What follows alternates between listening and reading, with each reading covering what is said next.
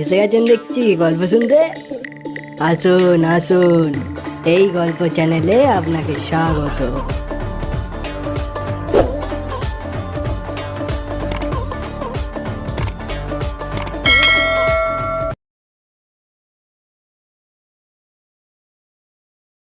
বাবু, আপনার গত মাসে 27 টাকা 70 পয়সা বাকি হয়ে গেছে যে। আচ্ছা, মাইনেটা পেলেই দিয়ে দেব। তারপর বেচারামবাবু কাপড় চোপড় ছেড়ে বাইরের রোয়াকটিতে বসে হাঁক দিলেন। ওরে চান রে। চা আসলো। চা আসবার সঙ্গে সঙ্গে পাড়ার হরিবাবু, নবীন রায়, বিদু ক্লাব আরো 4-5 জন ভদ্রলোকও সমাগত হলো এবং সমবেত গল্পগুজব সাথে চা পান চলতে লাগলো। গল্প চলছে, এমন সময় বেচারামবাবুর মেয়ে পুঁটি এসে উপস্থিত হলো। ও বাবা, বাবা, আজ ডাকে দুখানা চিঠি এসেছে, আনবো? পুঁটির ছোট বোন টুনিও সঙ্গে সঙ্গে এসেছিল। সে বলল, আমি আনবো বাবা। আচ্ছা, দুজনে দুটো আনো। শ্রীযুক্ত বেচারাম বক্সির 5 কন্যা এবং 2 পুত্র। পুঁটি ও টুনি দুজনে দুখানি চিঠি নিয়ে আসলো। প্রথম চিঠিখানি বেচারামবাবুর প্রবাসী পুত্র বহরমপুর থেকে লিখছেন। তার কলেজ ফি, হোস্টেল চার্জ প্রভৃতি নিয়ে এ মাসে 55 টাকা চাই। দ্বিতীয় চিঠিটি তার কন্যা শ্বশুর বাড়ি থেকে লিখেছেন যে গত বছর ভালো করে পুজোর তত্ত্ব করা হয়নি, সেই জন্য তাকে অনেক খোঁটা সহ্য করতে হয়েছিল। এবার যেন পুজোর তত্ত্বে কার্পণ্য না করা হয়, তাহলে তার পক্ষে শ্বশুর বাড়িতে টেকা দায় হয়। বেচারামবাবু চিন্তিত মুখে চিঠি দুটি পকেটে ভরলেন।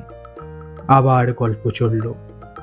নবীন রায় একটা পান মুখে পুড়ে বলল, তোর ওই মেজ মেয়ের বিয়ের খবর কি রে? হ্যাঁ, বিয়ে না দিলে তো আর ভালো দেখাচ্ছে না যে। হ্যাঁ, পাত্র একটা দেখ না। পাত্র একটা আছে, খাইও খুব বেশি নয়, 501 টাকা নগদ,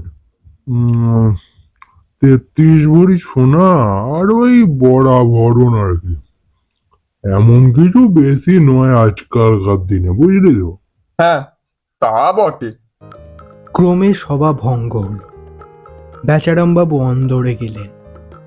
ভিতরে গিয়ে খেতে বসতেই গৃহিণী হরিমতি কাছে এসে বসলেন এবং নানা কথার পর বললেন, বিনোদের মুখে মাসিমা খবর পাঠিয়েছেন যে তিনি কাল আসবেন।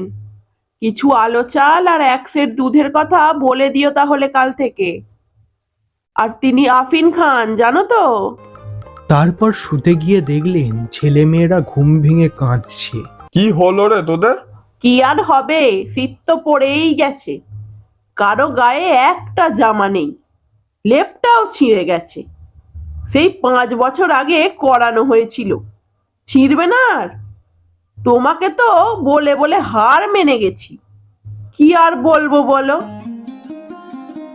বেচারাম এবার আর কিছু বললেন না, শুধু টেবিলের উপর আলোটার দিকে চেয়ে রইলেন।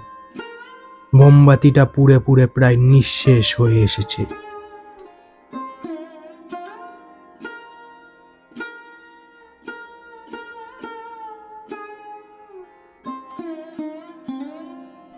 গল্পটি কেমন লাগলো কমেন্টের মাধ্যমে জানাবেন। ভালো লাগলে লাইক করবেন। এই গল্পের চ্যানেলটিকে সাবস্ক্রাইব করতে যেন ভুলবেন না।